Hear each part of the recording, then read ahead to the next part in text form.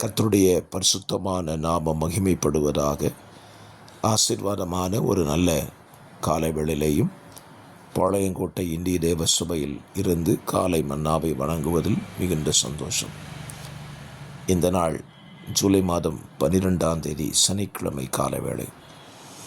இந்த கால வேளையும் தேவன் இந்த நாளை உங்களுக்கு ஆசீர்வதித்து தரும்படியாக ஜெபிக்கிறேன். பரிசுத்த பிதாவே, இந்த நாளை நம்முடைய ஜனங்களுக்கு நீர் ஆசீர்வாதமாய் நன்மையாய் மாற்றி கொடுப்பீராக. இந்த நாளிலே தங்களுடைய நல்ல நாட்களை சந்திக்கிற பிள்ளைகளை கர்த்தருடைய நாமத்தினாலே நீர் ஆசீர்வதியும். இந்த காலை தியானம் தேவனுக்கு மகிமையாய் இருக்க உதவி செய்யும். இயேசுவின் நாமத்தில் பிதாவே, ஆமென் ஆமென். கர்த்தர் நல்லவர். இந்த காலை தியானத்திற்கான வேத பகுதி யோசுவா 2ஆம் அதிகாரம். இந்த அதிகாரம் யோசுவா 2 என்று சொன்னாலே இஸ்ரவேல் ஜனங்களுக்கு கானான் தேசத்துக்குள் பிரவேசிக்க உதவிகரமாய் இருந்த ராகாப் என்கிற வேசியை குறித்த சம்பவம் இந்த அதிகாரத்தில் எழுதப்பட்டிருக்கிறது. யோசுவா 2 என்றாலே நமக்கு ஞாபகத்துக்கு வர வேண்டியது ராகாப் என்கிற வேசி. ஸ்தோத்திரம். இந்த அதிகாரத்தில் யோசுவாவின் தலைமையின் கீழ் இஸ்ரவேல் ஜனங்கள் கானான் தேசத்துக்குள் பிரவேசிக்க அவர்கள் தீர்மானித்த பொழுது, ஸ்தோத்திரம், எரிகோவை வேவு பார்க்கும்படியாக 2 நபர்களை அனுப்பி வைக்கிறார்கள்.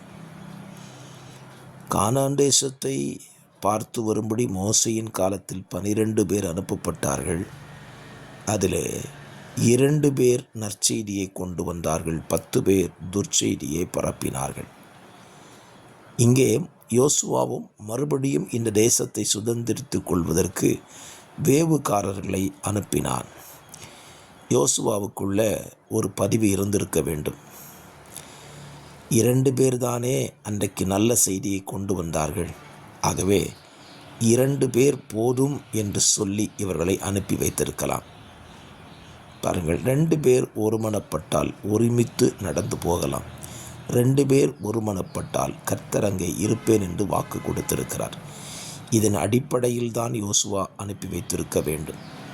சரி, அனுப்பப்பட்ட இந்த 2 பேரை குறித்ததான காரியங்களை நீங்கள் அந்த அதிகாரத்தில் வாசித்தீங்கன்னா 9, 10, 11 வசனங்களிலே இந்த ராகாப் என்கிறதான வேசி இஸ்ரவேல் ஜனத்தை குறித்து எந்த அளவுக்கு தெரிந்து வைத்திருக்கிறார் பாருங்கள்.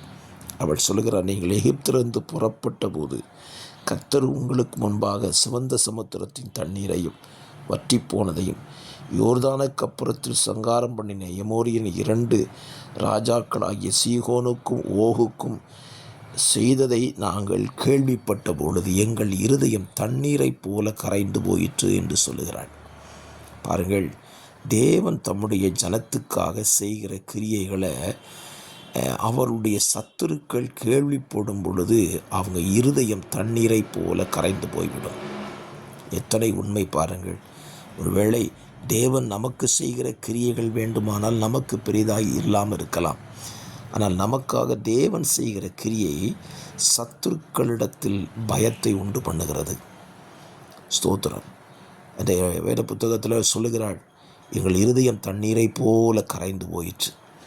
அப்படியானால் இந்த காலவேளையிலே உங்களுக்காகவும் எனக்காகவும் கிரியை செய்கிற கர்த்தர் அந்த கிரியைகளை சத்துருக்களுக்கு தெரியப்படுத்தி அவர்களுக்கு பயம் உண்டாக்குகிறார்.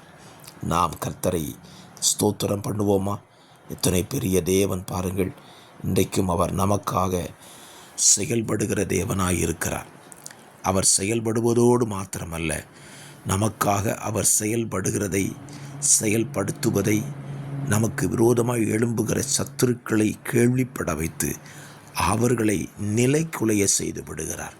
அப்படித்தான் அந்த வேசி கலங்கி போய் சொல்லுகிறாள், நீங்கள் தேசத்தை கைப்பற்றும் போது என்னையும் என் குடும்பத்தையும் காப்பாற்ற வேண்டும், தயை செய்ய வேண்டும் என்று கேட்கிறாள்.